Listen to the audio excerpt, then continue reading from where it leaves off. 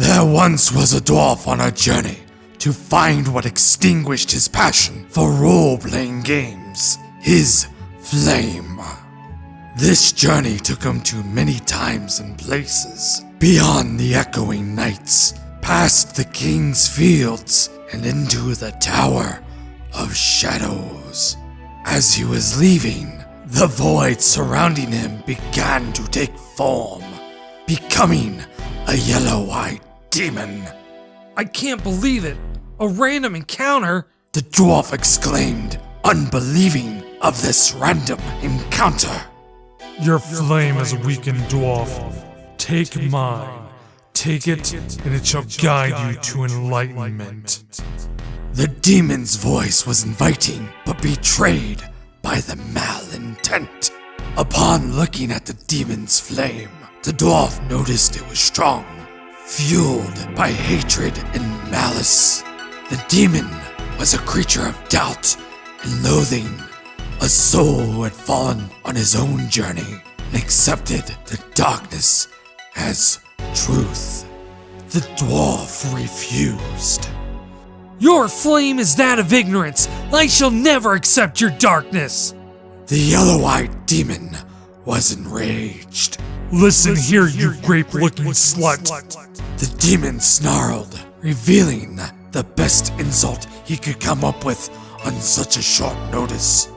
I was born in the darkest recesses of comment sections and hate bait articles. If you do not accept the darkness, then I will drag you into it. The demon pointed at the dwarf accusingly. I will prove to you that your flame is born of ignorance and bias, and that you and I are one and the same. The dwarf realized that there was no escape. If he was to continue on this journey, he'd have to face this demon. And his flame was a mere candle before the raging bonfire of the dark flame. Having no choice, the dwarf drew his blade in opposition. The demon just laughed as he raised his hand, the flame of hatred turning into a great blade. You have a way to fall, dwarf, and you will be only able to blame yourself or God. The dwarf narrowed his eyes, grasping his sword, saying only 4 words. Let's gain some experience!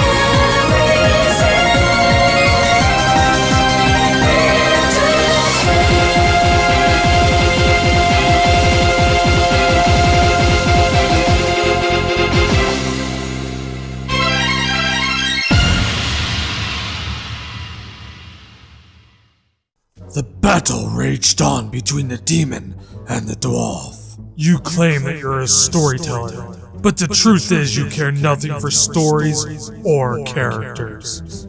That is why you can't enjoy RPGs anymore.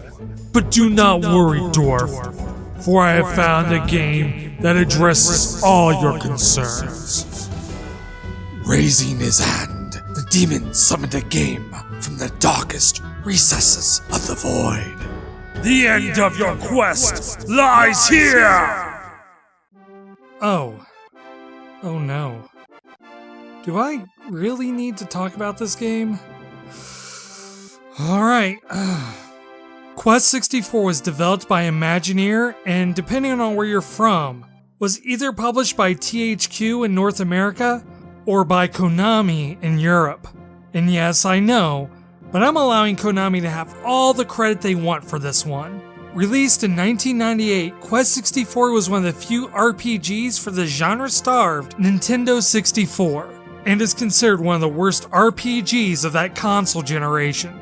In Quest 64's credit, this is one of the few games I've played that doesn't start out with a cutscene. So we don't have an overly dramatic intro trying to explain the plot, the history, or the setting. That is reserved for the attract screen, but thankfully it doesn't tell us anything we need to know, so we can just skip it.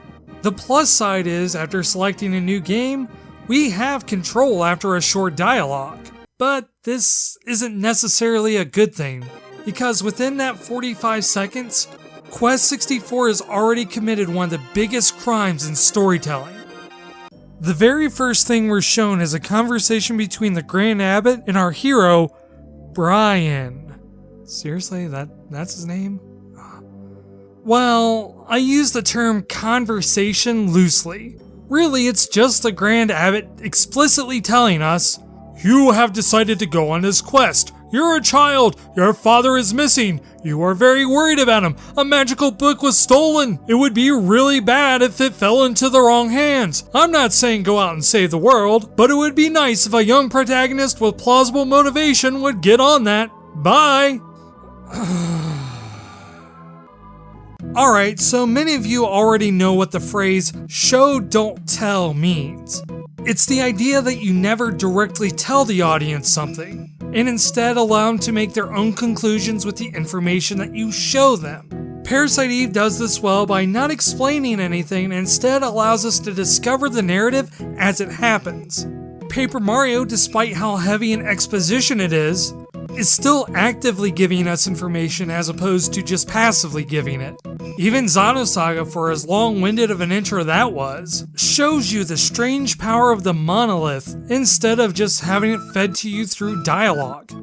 Quest 64 apparently doesn't have any time for subtlety and just tells you the entire plot right off. A plot, mind you, that your character shouldn't need explained to him. I understand that this is because our character is a silent protagonist and this dialogue is meant more for the player, but because there's no personality anywhere, it ends up coming across as just words. In fact, there's so little emotional investment the game might as well be saying, "Yeah, welcome to Quest 64. Go to coordinate 0630455015 on map 17 and interact with an object named King_Door to activate trigger 003. King_Door will inform you how to activate trigger 004. Thanks for the $69.99, sucker." How far are we into this game again? 45 seconds? Oh boy. Alright, so maybe Quest 64 just stumbled out of the gate. It can't be all that bad. I mean, we're less than a minute in and we already have full control of our destiny. And the story might not be the strong part, but it does allow us to get right into the action. And why are there so many empty rooms? No, seriously, why are there so many empty rooms? And why are most of the NPCs just telling me things I already know? And why is this overworld so huge if there's nothing in it? Is there really no exploration in this game? And why is there a random count every 10 steps? Alright, I know I didn't mention much about the gameplay in the first part of this series, but that's because it's really hard to accurately judge a game's combat so early on. However, Quest 64's combat is so frustrating and frequent that you'll be tired of it well before you reach the second town, which we don't get to, by the way, because by the time we hit our 15-minute mark, we're already on our 8th random encounter. All for what? So the king can tell us to travel to another place? No thank you, sir. I think I've had enough. I wasn't able to find one reason to keep playing beyond the first 15 minutes. With the lack of an interesting story, any sort of decent character development, no incentive to explore, and a combat that's more frustrating than fun, I can safely say that Quest 64 is a game I would not continue playing. The dwarf fell to a knee, the demon now looming over him like a predator toying with his prey. What's wrong, Dwarf? Didn't enjoy it? My apologies. The demon's words reeked of mockery as he called forth another game. I thought you would have enjoyed it, considering how much you liked Mystic Quest, a game that is just as weak in story and gameplay. Fitting that a game you enjoyed shall prove to everyone what a hypocrite you are. When the dwarf's eyes gazed at the darkness, a spark of righteous fury ignited his entire being. Whoa, okay, hold on. I am not gonna let this slide. I know I already talked in detail about Final Fantasy Mystic Quest before, but it's an example that bears repeating. I'm not gonna tell you that Mystic Quest is one of the best stories ever told, or that it's even a good RPG in general. Designed as an entry-level RPG, Mystic Quest's narrative is extremely simple, but compared to Quest 64, Mystic Quest is almost masterful, and I'd even argue that it does more things right than most modern RPGs. Mystic Quest doesn't open with a cutscene or exposition, but rather an earthquake, and it's almost endearing how well this gets our attention with some harried music, a rumbling sound effect, and some screen shaking. It might seem like Mystic Quest is making the same mistake, though, of telling and not showing. Why did our village disappear? Why is this man telling us we're the Knight of the Prophecy? Well, you see... Oh no, a monster! Actually, the difference between telling and showing can be as subtle as how this information is delivered. For example, the village isn't actually part of any plot point, but rather it's just adding to the scene itself. It makes sense that a village would disappear with this earthquake and area sinking, right? Even being told that we're the Knight of the Prophecy isn't giving anything away. Defeating the monster proves to the old man that our character is the chosen knight, almost as if the game was aware that just telling you wasn't enough. The only sad part is that the fourth wall didn't make it.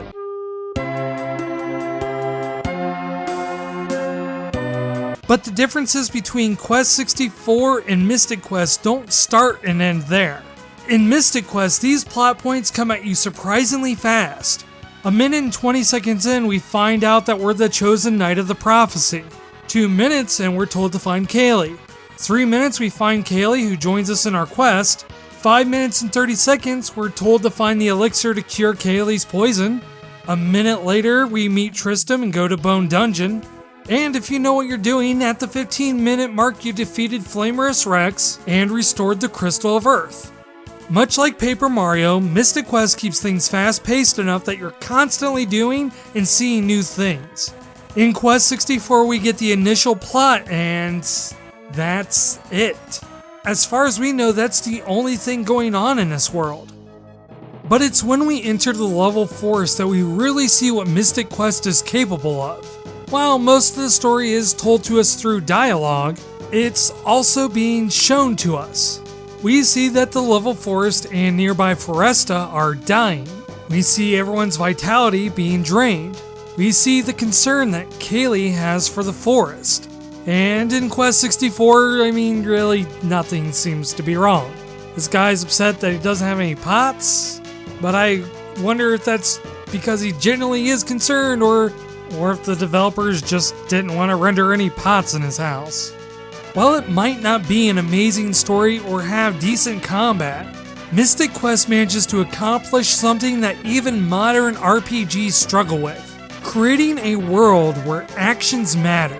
Very rarely do games go out of their way to show the positive ways that your character influences the world.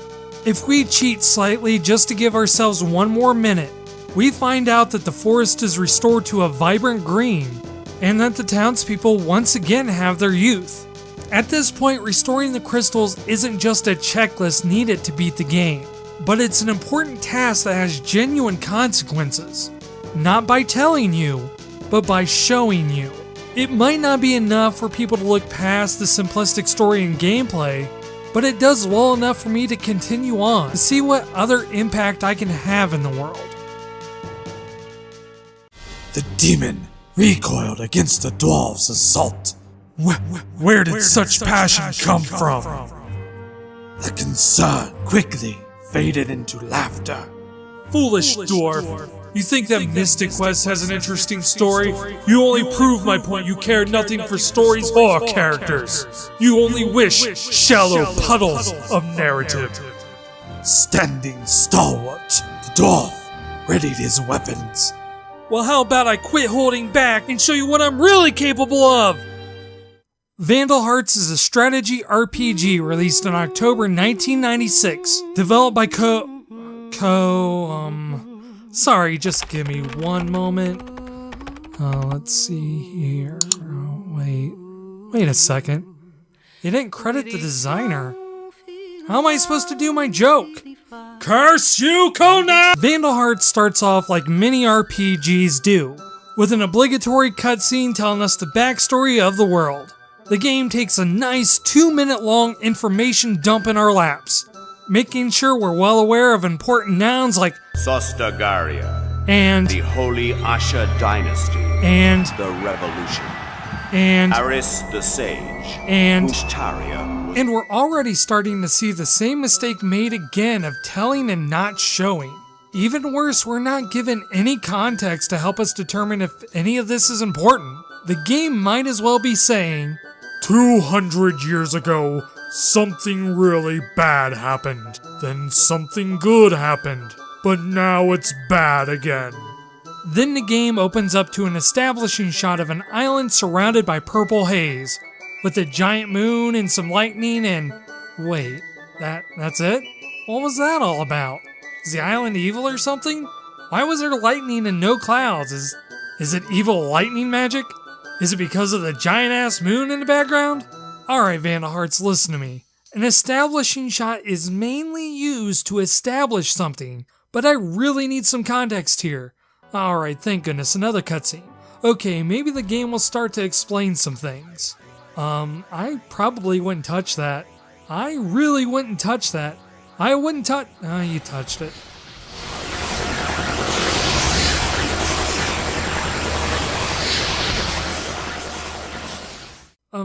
Vandal Hearts, just quick question. What was that all about? Listen, I know I yelled at you earlier for telling and not showing, but I changed my mind. Please tell me something. Now merchants are being... No! Vandal Hearts, bad. Bad Vandal Hearts. I want off this plot train. Can you at least tell me who the main character is? Alright, Vandal Hearts, that was kind of cool. Finally, after 7 minutes, the main characters are finally revealed, and we're in our first combat. And this is honestly a pretty awesome introduction to our heroes. We managed to ambush a bunch of bandits trying to ambush us. Defeating them while outnumbered and surrounded makes me feel kind of like a badass.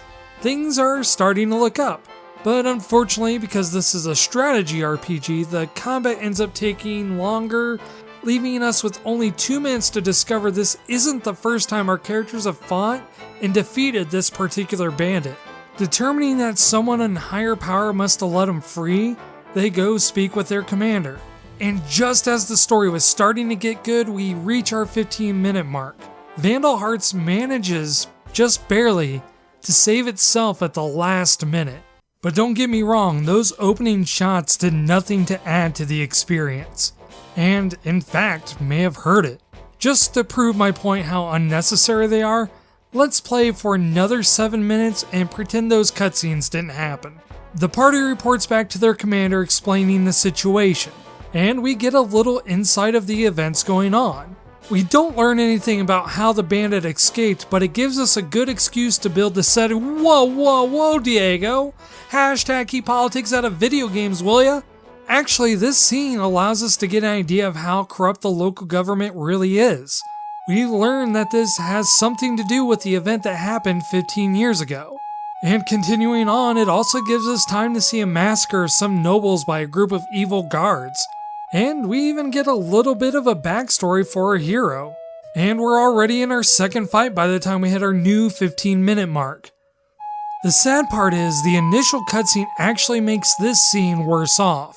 The opening cutscene already spoiled that things were pretty bad. So there's no shock when it turns out that, surprise, things are really bad. By not telling us, the shock of living in such a corrupt culture might have been more incentive to fix it. And that could mean the difference between a game I'm hesitant to continue playing, opposed to a game that I would want to play more just to figure out more about the world. The dwarves' attack only managed to graze the demon. Was that it? Was that all you have?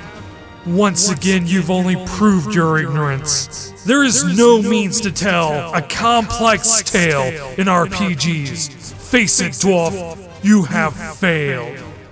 With his flame in his hands, the dwarf spoke.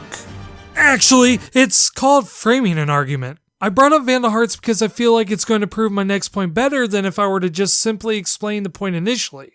The demon stared blankly, confused by the dwarf's words. So, what does that mean? It means, demon, that you left yourself open! Dragon Quest VIII, developed by Level 5 and produced by Square Enix. Released in November 2005. Our first scene starts off what seems like to be the same mistake that Vandal Hearts made about telling and not showing. However, considering the point that it's only 4 lines, with the extra bonus that each one rhymes, and you have an opening that doesn't cause any grief, mainly due to the fact that it's so brief. Not even 40 seconds in and the game has already told us that the quest has begun. Alright, now we're talking. And the story has already started without us. We seem to be in our adventure and our characters have already developed relationships and seem to know each other's backstories. Meanwhile, we as players don't have much knowledge about what's going on. The only thing that we do know is that our biggest concern is a princess is missing. Alright, so it might not be the most original plot, but I suppose we can't be too avant-garde here. On the plus side, we're 3 minutes in and we're already in our first encounter. This combat doesn't do much than assure us that we're playing a Dragon Quest game, but it's appreciated. But after that's over, we go back to our search for the princess, who manages to come back and... Wait, hold on.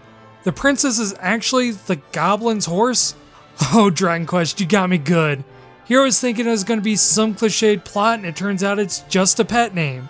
Not only is this good misdirection, it also adds a bit of personality to, whoever this guy is. Good on you, Dragon Quest, for playing with expectations. Our journey continues after a brief credit intro as we enter the first town, where we learn about the goal of this journey we're on. We're looking for a man named Rylus who might have information on the whereabouts of an evil mage named Dolmagus, who had put a curse on our goblin and horse? Wait a minute, you're telling me she's actually a princess? Damn it, Dragon Quest, you got me again! We're finally given full control as we search for Rylus. We're hoping he might give us more clues about our journey, but we only learn that he suspiciously perished in a fire before we arrived in town. However, our investigation is cut short because perhaps leaving the Goblin King, not the Goblin King, but the Goblin/King, he might be a troll, whatever. Maybe leaving him alone wasn't such a great idea. We arrive back only to be driven out of town. But at the 15-minute mark, things end on a positive note as we're approached by an NPC offering us more information, which might give us an opportunity to learn more about the quest we're on. This intro is so good, I don't even know where to begin. It manages to do everything it needs to keep me interested. Like I was saying in Vandal Hearts, by not telling us anything about our world or story and just allowing us to find out about it for ourselves, we become an active participant in the story. Dragon Quest VIII manages to do this by using a technique known as in media res. While it might seem like it would be initially confusing not knowing who we are or how we got there, the subtle hints and misdirections keep us paying attention to a story that might otherwise not be as interesting, and with just the right amount of misdirection to know that we can't count on our own assumptions. The demon was wounded, but not defeated. Surprising, Dwarf, but not good enough. You will have to do more than that to defeat me. It was then that the dwarf sheathed his blade. What? We're not done fighting yet. I'm not here to defeat you, demon. The dwarf calmly explained. What flame you choose to guide you is your own choice, and it's not my right to attack you based on that. I only sought to challenge my own beliefs, and in our battle, you have taught me much. How? I wasn't teaching you anything. You are wrong. No!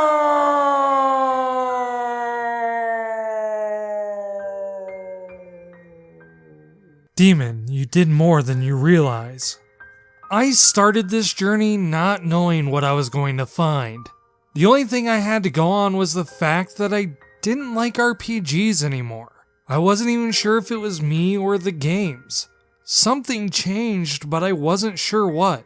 By experiencing all these games, many for the first time, it made me realize something. The entire time I was asking myself, why don't I like RPGs anymore? Was it the narrative? Was it the characters, the openings themselves? Were modern RPGs too cinematic?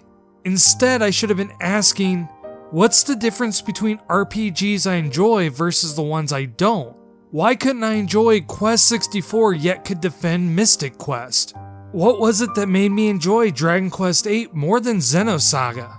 The answer always ended up coming back to player involvement. But it goes deeper than just when the game gives me control or when I get to experience the first combat. If that was the only reason, then Quest 64 would be the best game on this list. And I don't think we want to live in that world.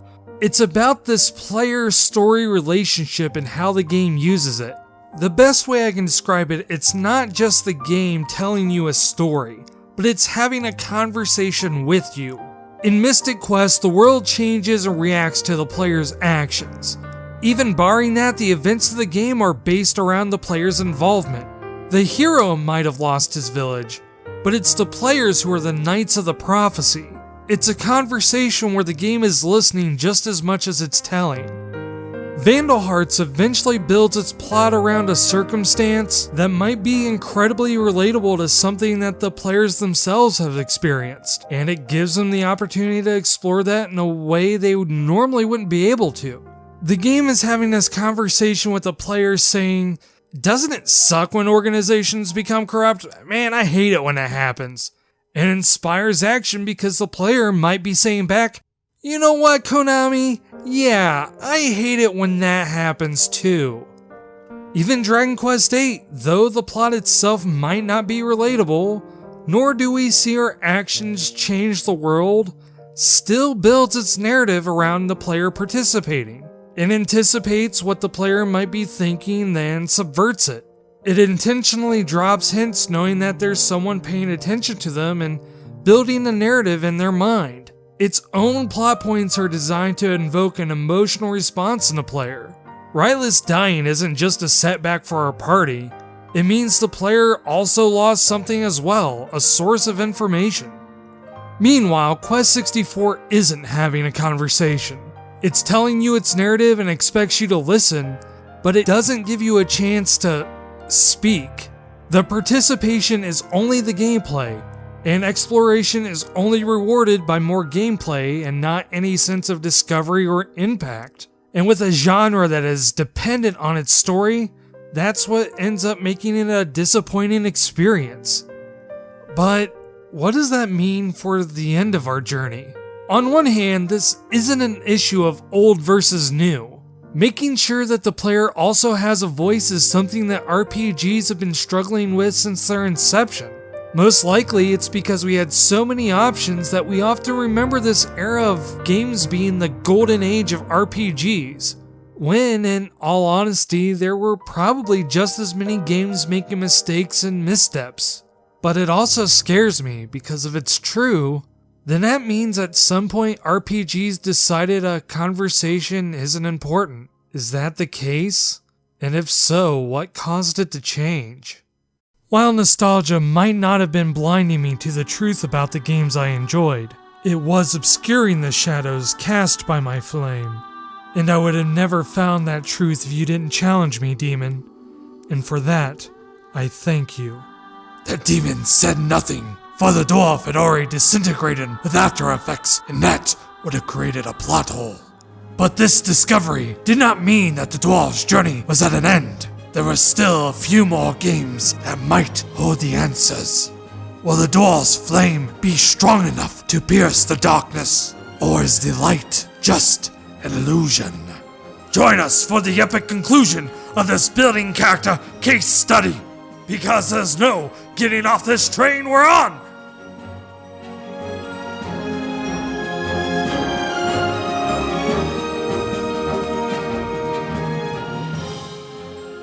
Hey, thank you for watching. If you don't want to miss part 3, and trust me, you don't, I recommend hitting that subscribe button. And while you're at it, go ahead and click on that little bell notification. That way you can be notified just in case YouTube decides not to show it. You can also follow me on Twitter or join the official SoberDwarf Discord.